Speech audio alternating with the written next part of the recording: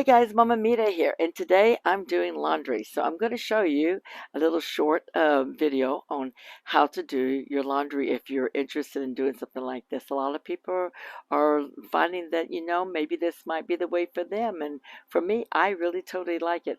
I could do our laundry at my daughter's house, or I could do it next door at my son's place. But you know what? I really like doing it outside. And when the winter comes, I'm preparing myself for the winter laundromat. Okay, so let me show you how. I tried putting the video up, the machine up and everything to just let it, watch me do it while, while the video was going. But I turned around and I couldn't find the video. I'm like, the camera, and I'm like, what happened to the camera? Well, it flew off the balcony. So it's pretty windy out here. So, well, we might have to hold that because we don't want to crack the camera. That would be a no-no, you know. Okay, so let me show you how I've done this. So the first thing this morning that I'm doing is I'm doing bed sheets. And now these are king-size bed sheets. So if you come over here and you look, if I can put this camera the right way here, you will see that I have this little thing here that comes off the RV. Now that's where I get my hot water sources right here. And I can do cold water too. And then I also have this big faucet here that runs off of the faucet in the back. But that's okay, I'm not using it. Now, I'm going to add some water, hot water to it. And so all I'm doing is I'm just putting this in here and filling it up. Now, and the water out here I feel like is a little bit too hard. So I'm using this, and I'm only, you see that cap? I'm only using a half of the cap because I don't need very much. But I'm using a half a cap of that. Let me make sure that you guys got to see that, the name of that product. Okay. Then the other thing is when I bought my wringer, the people were really nice about the wringer, and they gave me this. If I can hold it up, boy, with this camera and the wind out here. Okay, there we go. And so it comes in it comes in sheets, right? And each size of the sheet, that's the size of one sheet. Those two pieces there make one sheet.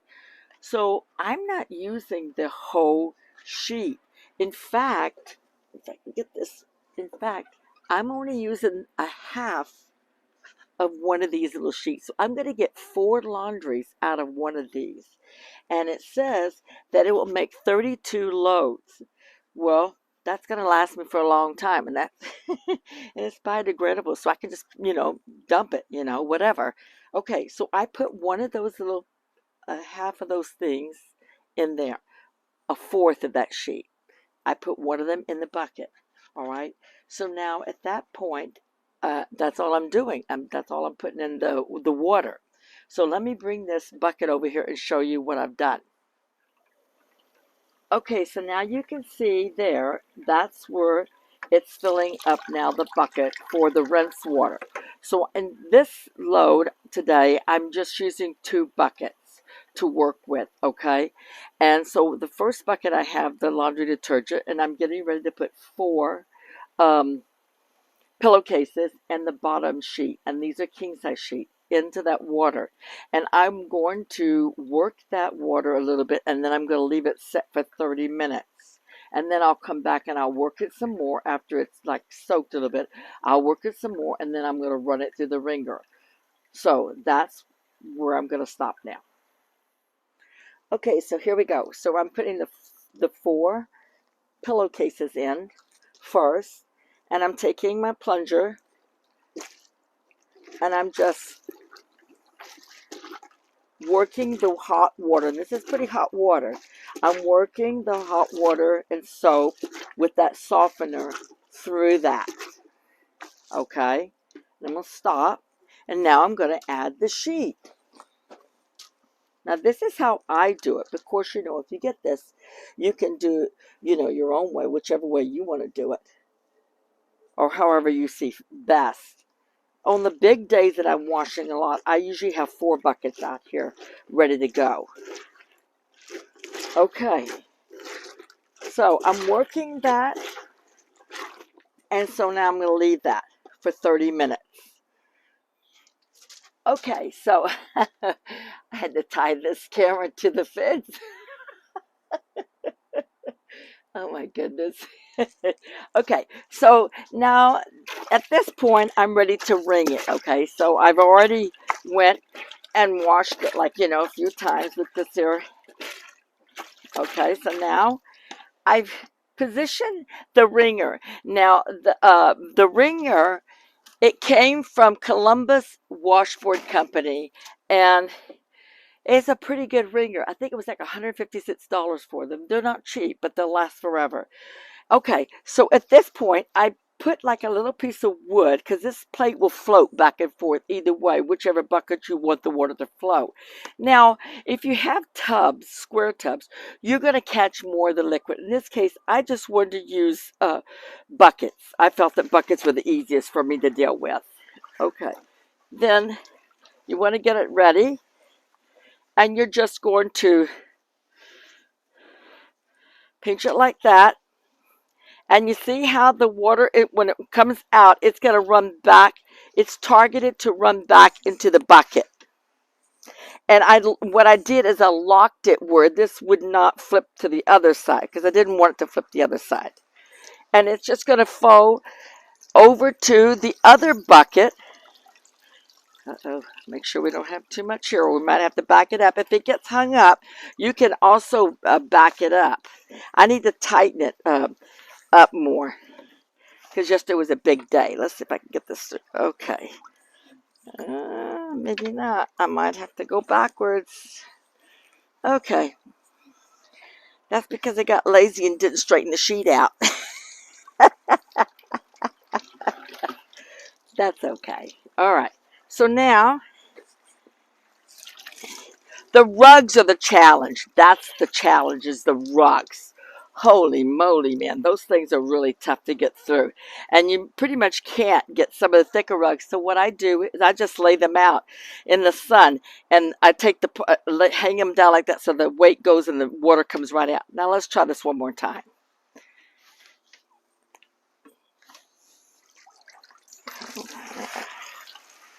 And there we go. And so it went over into the other bucket, which is the rinse bucket. Okay, so at that point, we're on a row here. And so before, what was happening is I was having to wring all that out. That's just too much wringing for my hands with arthritis. I have this thumb is separated from this part of the hand, so I can't be doing that. That's just going to aggravate it. And so it's over here in that bucket. I just wanted something that I would have to do the less amount of wringing. I did not want to do no wringing.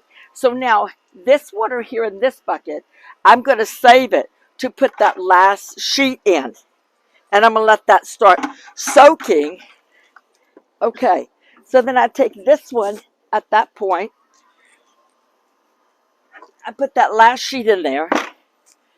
And I start letting it soak. See, now, normally I would have them all out here soaking and start working. It takes me like maybe about an hour to get everything down and going, because the 30-minute soak is what's taking the most time. All right, so I let that soak. Now I'm going to come over here and I'm going to take my plunger. And you can also buy plungers on the internet. They had the big blue ones. I just didn't want to spend that kind of money because I already had the plunger. Why should I waste it? That's the whole thing about not trying to waste stuff. And now this one is pretty much ready. You don't have to let the rinse one soak. You could just work it. And that's what I do. I just work it, and then I'm going to run it back to the wringer. And since this is the clear water, you could recycle that water and use that for another wash. So you're not wasting all that water. Water's expensive. The city's charging a lot of money for this water business now. And in foreign countries, water is really precious. It's like there's people that walk miles to get water. So I don't like wasting water. I've always been the type of person to try to not waste water. I think living in an RV has helped that because we're very conservative in the RV now. That's ready. Now, I'm going to use this other bucket, and I'm going to take that little thing out because now I want it to flip and go, the water to go that way. Because, well, I'm trying to think what I'm doing here now. Oh my goodness. It gets a little confusing sometimes to do this. And so this wringer will work both ways. Okay. And you just want to make sure that if you're going to have any kind of bulk, try to get the bulk to go in the middle, not on the edges, because that's where, you know, you want to watch it that it doesn't interfere with the wringer mechanism, because you don't want to break your wringer.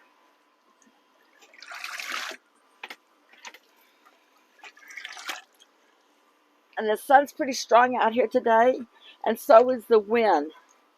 So these sheets should be dry pretty soon. They won't be all day. The other stuff, sometimes it's thicker and heavier, like pans and things like that. Yes, it does take a longer time. And I probably once, and that's great water still left there. And probably at this point, what will happen, see now I'll go put this out there to dry. But what will happen is in the wintertime, it will probably take 2 to 3 days inside the enclosure. I'm going to move this, the clothesline inside the enclosure so that it will be able to, I can still be able to do this in the wintertime. So I'm going to stop this now, and I'll come back. Okay, so there you can see that that is my sort of my temporary clothesline today. I'm waiting for my husband to help me to put up a better clothesline for like the sheets and the larger items and stuff. But for now, this is fine. You know, it just works just great. In a couple hours, those will be dried, and I can just, you know, go ahead and put them back on the bed. So that's how I did. I just took the chairs that we had for the table, and I put them out there, and I just positioned them over. Now, the only one that was a little bit kind of tough was the one that was the flat sheet. And so what I did with that is I tied, you can see like I tied like a little knot there to kind of hold it in place, almost like if it was the fitting one. Then if you look out there, I put my rug out because it's not all the way dry. It's almost dry, but it's not all the way dry. So I put it out there to finish it off. And then I use the folding rack for the pillowcases. Now, let's go down this way, and you can see this here. Sorry, don't mean to be running around with the camera crazy, but you can see that's the clothesline, and I can use that, and then that's the cat enclosure, the big cat enclosure. And so what we do is in the wintertime, the cats come in here and pretty much live in here because it's warmer. My husband has heaters and stuff in here for them. You can see I dry my herbs up there in paper bags so the slugs can't get to them because I don't want that. So I've got paper bags everywhere here with the Cuban oregano and the Puerto Rican oregano, all kinds of stuff in here. But they come in here and they sleep and they feel safe and stuff, and that's good for them. Of course, they have a lot of other homes outside that my husband made for them. Right, Daddy? You got lots of condos outside, but they still squabble and fight. You know, they can't get along. There's one way back in the back. And, you know, that's how they're going to be. So now let's go back over here to this part that I want to talk to you a little bit about. Oh boy. I want to talk to you a little bit about the laundry thing again. So when you get out here to this, okay, I made a mistake a while ago when I told you that the washboard is from Colombian Washboard Company, and very nice one, and it's double, like you can see it on both sides that it's got, and that's the one I got. That one wasn't too much. I think maybe like $30, but they should last forever. And then this thing here, I forgot where I got it from, but you can see it on Amazon. They have, I think it's listed for $156. So I want to tell you about this plate now. Let me put down my little thing here. Okay, so now what I did, you see that little piece of wood there? That's a wedge, and that will stop it from flipping back and forth when you're trying to put the clothes through it.